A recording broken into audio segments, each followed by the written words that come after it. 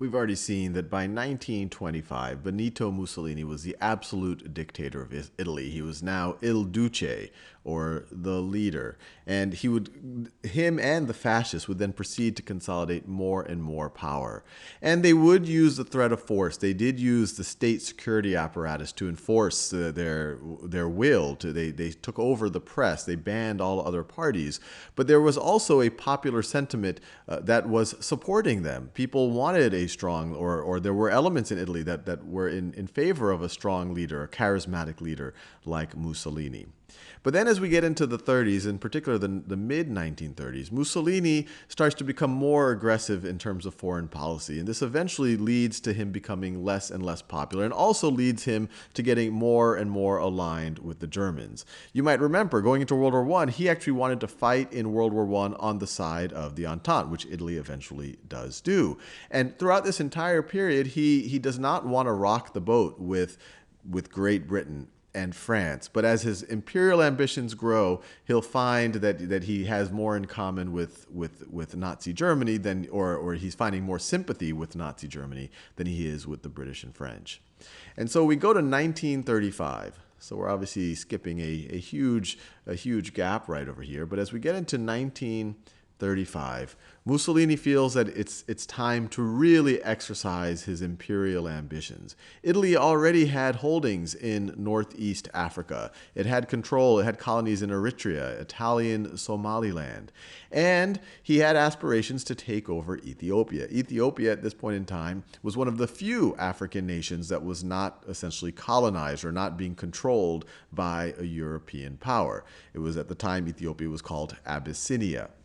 And so in 1935, the Italians invade Abyssinia, invade Ethiopia.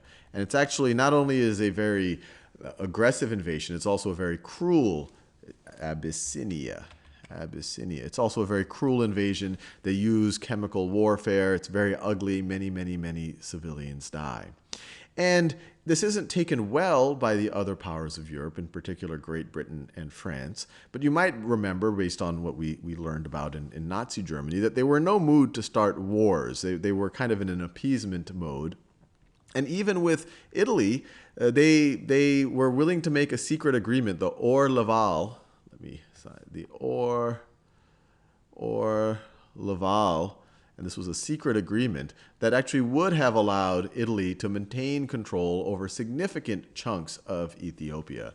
But this was eventually leaked to the public, and the British and French public at this time did not tolerate this. And so this whole incident, the Italians invading Ethiopia, the unpopularity of this amongst the civilians in Great Britain and in France, this further distanced those countries from Italy. And the only country or the major nation that was not opposed to Italy's invasion of Ethiopia was Germany. And so this started to bring Mussolini, who in the 1920s did not think much of Hitler, started to bring him closer and closer and closer to Hitler. And their invasion of Ethiopia would continue into the start and through World War II. And it's a famously cruel attempted colonization or invasion.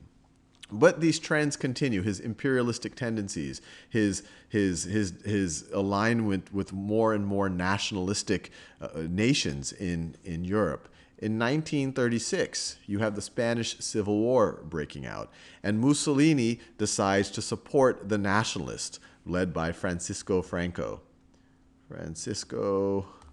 Who eventually comes to power, but Mussolini decides to support him. And this isn't a super popular thing amongst the Italians. They're like, what are we doing in these other countries trying to fight other people's war? But he decides to support the nationalists. And once again, this brings him closer to the Germans and further away from Great Britain and the French, who were not supportive of Francisco Franco.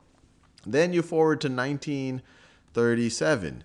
As you remember, Mussolini was vehemently anti-communist, vehemently anti-socialist. So were the Nazis. So were the Japanese. And so in 1937, Italy joins the Anti-Comintern Pact. So Anti-Comintern Pact with Germany, and Japan. And this is essentially the nascent Axis powers. And this literally stands for anti-international communism. So they're going to join together and aggressively fight communism wherever it might show, international communism. And this would eventually be the basis of the Axis powers as we go into World War II. And so then we get into 1939. And by 1939, Germany is already aggressively expanding its territory. It had already executed on the Anschluss. It had merged with Austria, or you could say it had unified with Austria.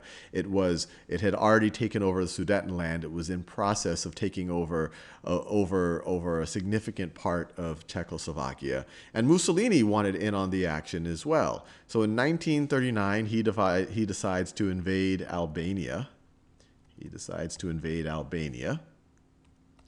And this right over here, in case you don't know where Albania is, this is a map of Europe at the time, and Albania is right over here. They're able to overrun Albania very quickly.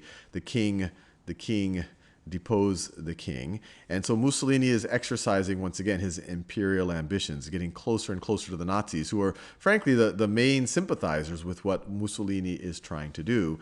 And so by May of that year, the invasion of Albania is in April, but by May of that year, you have a final formal military alliance with the Nazis called the Pact of Steel. And as you might remember, this is only a few months. So this is in May.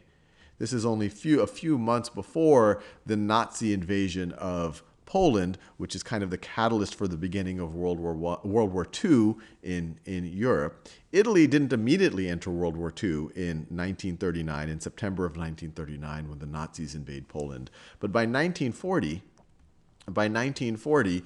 similar to what Italy did in World War I, it was kind of waiting to see which side seemed to be in a better position. By 1940, it felt that a Nazi victory was imminent, and it decides to declare war on Britain and France. So it declares war on Britain and France. And this is the formal entry of the Italians into World War II as part of the Axis powers.